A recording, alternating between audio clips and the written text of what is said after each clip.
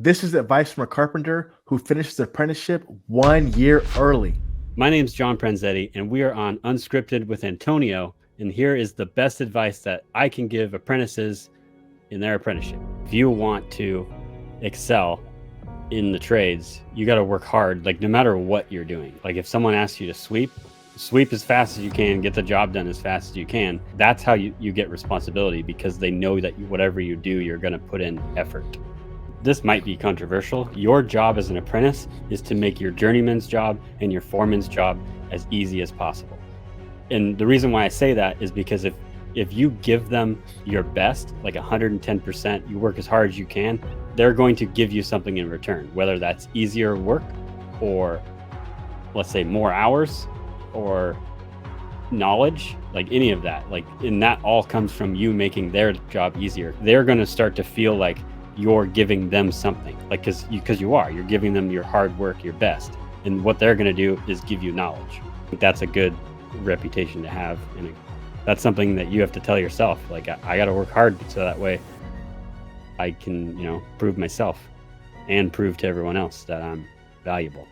A lot of guys have like little tricks and things that can make them more efficient, but they're not just going to give those things out to anybody, because obviously that keeps them employed, that keeps them staying at the top of the hierarchy. So if you're going to get those habits that make you faster and more efficient, you're going to have to earn those, right? You're going to have to make a guy's life easier, and you have to make a guy want to mentor you and help you out. You might get stuck with a journeyman and he might tell you to do something, but it's not going to give you the whole scope of why you're doing these things or how to be more efficient, what to look for, because you're just a coworker to him. But if you're making his life easier, he might say, listen, I told you to do this, but if you do this and this beforehand, you can be a lot faster. So I think there's definitely a difference between just working with the guy and working with the guy to become a better carpenter.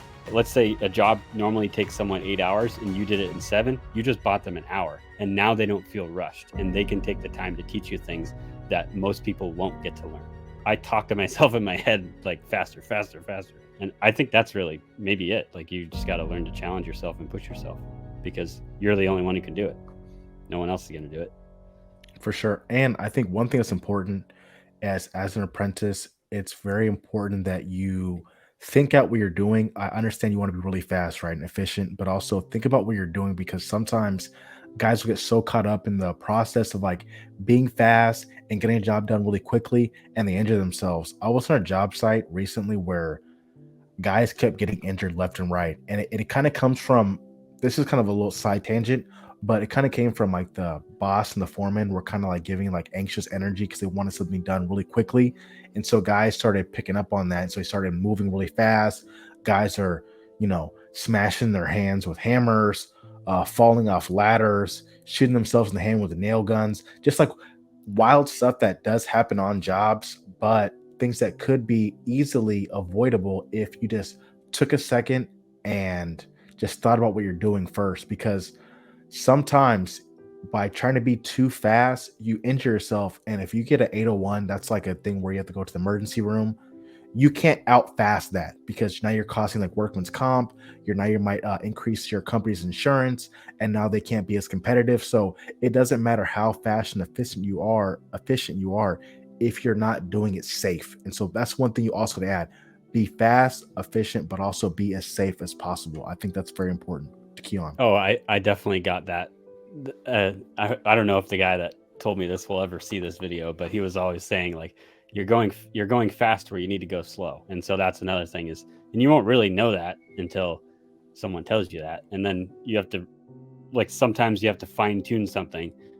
Like if you're hanging drywall and you're just hanging like full size sheets, yeah, go as fast as you possibly can. But when you get to topping out something where you're trying to cut around something like pipes or the deck, like maybe you want to slow down and get that a little accurate. And then again, you're never really going to know that until you do it. And hopefully you have a good relationship with your journeyman or your foreman to where they're going to look out for you.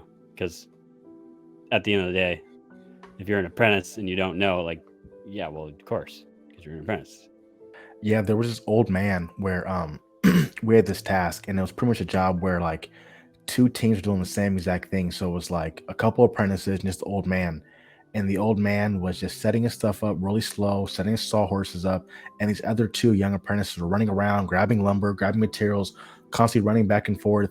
And this guy just slowly set his stuff up, set his chop saw up, set everything up. And the next thing you know, he just started getting to work. Boom, boom, boom, was done. And these guys were like halfway through with like, they're like chickens with their head cut off. They thought they were being so much faster. They're moving, they're carrying 8 2 bys at once, and they're falling over themselves, trying to be really fast and beat the old man. And the old man just smashed him because he was just efficient, slow, methodical. But everything he did, he didn't waste any space, no energy, a little bit of fall off from the lumber. Everything had a purpose. He had multiple batteries for all of his cordless, you know, all his cordless, impacts or drills. He had multiple everything. So while these guys were working on the 6th floor, they're constantly going back and forth, back and forth. He had everything set up. It might take a little bit longer, but he got done well before those guys. I think that's a lesson, for younger Yeah. guys. I think I think it's inevitable. Like everyone's gonna start out working like that, like fast. Well, you have the energy. Like it's like where are you gonna put the energy? So Mhm. you walk fast, you do everything fast, and then as you get better and you start to learn the process better, that's where you can slow down because everything's so efficient. Like step 1, step 2, step 3, step 4. When people are trying to do step 1 through 3 at the same time, like it's almost. I think I would, in my opinion, I would rather have the guy that's doing everything fast than the slow guy, because the slow guy that hasn't learned yet is still slower than the guy Mhm. that doesn't know anything but is fast. Like I think that's my opinion. Like you should still work hard. Like I don't know. I have it tattooed on my arm. So I could see that. Well, I really appreciate a lot of insight you have, and I appreciate all the information you gave for the young apprentices and the journeyman.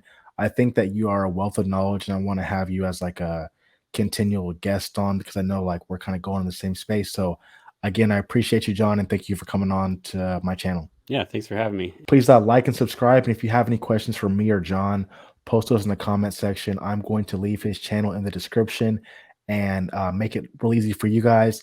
I'm going to post one of his videos again. If you have checked my community page, I've shouted him out before. So, again, thank you guys for watching. I appreciate you guys. I'll see you guys next time.